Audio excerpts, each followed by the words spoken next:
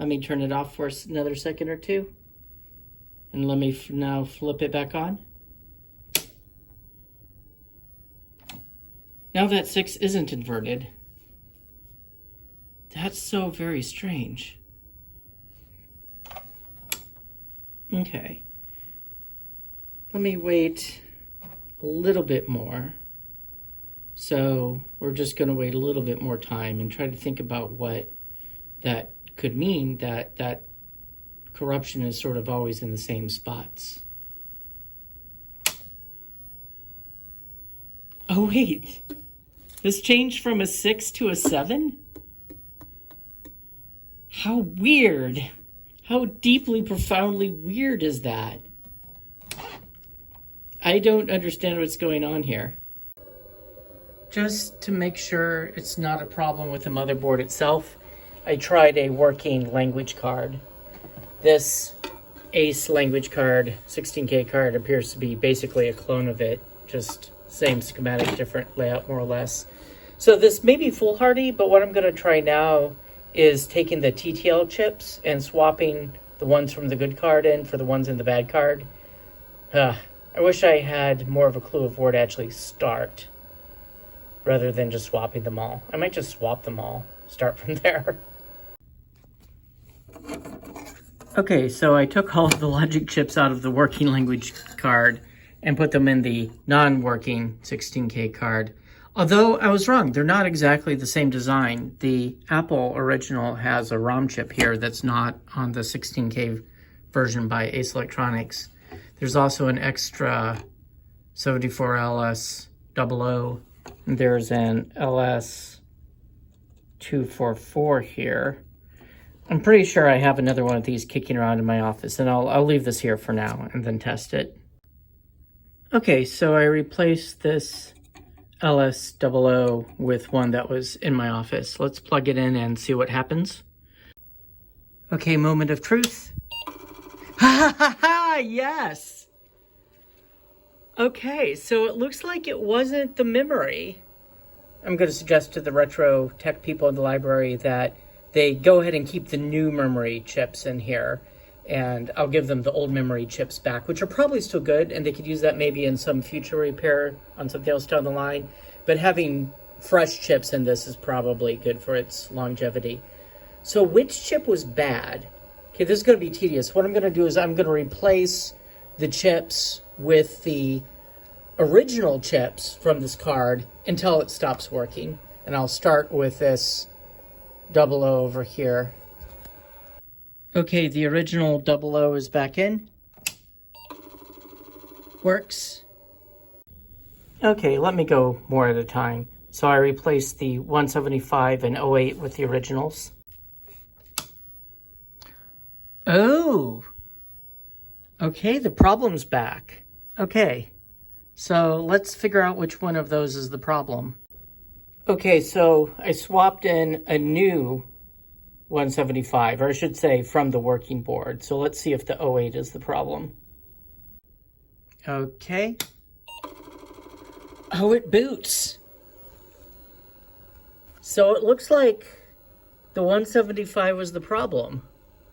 So let me swap the rest of the chips back. Okay, this has the new RAM, but it has all of the original chips except for this 175. Okay, here we go. Haha, yes. All right. So it was a bad 175 chip. Wow.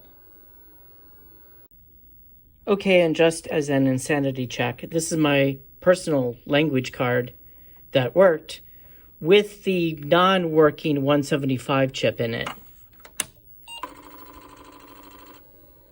Wait, is that working? Why is that working? Okay, here's that ACE card. Wait, they're both working now? Why are they both working?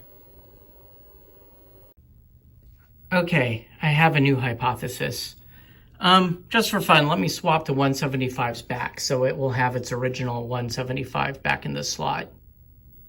Okay, assuming I haven't completely lost my mind, which is questionable, this has all of the original chips of the quote-unquote non-working ACE card. And it's not working again. But why was that chip working in my language card? Okay, this is now the ACE with the 175 from my language card. And it works. And here's what I think is a non-working chip in my language card. And it works in my language card. But it does not work in the ACE card. What in the world? How can this be? Okay, new theory. I think this 175 is pretty jank looking. It's looking pretty old with a lot of corrosion and this, that, or the other. So I'm thinking that maybe it's sort of old and corroded in a way that sort of matches up with some old jank in this 175 slot. And so it may be the case that this just happens to make connection in this different socket, but it doesn't want to make connections in this one. Either way, I'm going to replace this. I'm going to go ahead and give the library back this board with my original 175 here. And for my card, I'll use this for a bit and then replace it at some point. And just as another sanity check, I was able to load up integer basic and switch to it. So that means we could have AppleSoft Basic on the main motherboard, but we successfully loaded integer basic onto the 16K card. So this will run games that need 64K or other programs, not necessarily games that need the full 64K, or other things like Apple Pascal and Apple Fortran. I am curious, I have a 175. This is the older version, not the LS version. I'm wondering if it will work with it. Not that I want to do this permanently. Let's see, so here's my original language card with the 175, the non-LS version of the part. The LS, I think it stands for low power hotkey, I can't remember. It's supposed to be faster, better, use less power, yada, yada, yada. Okay, can I switch to integer basic? I can. So it looks like it works, but I'll put in a proper LS series part just so everything's right and proper.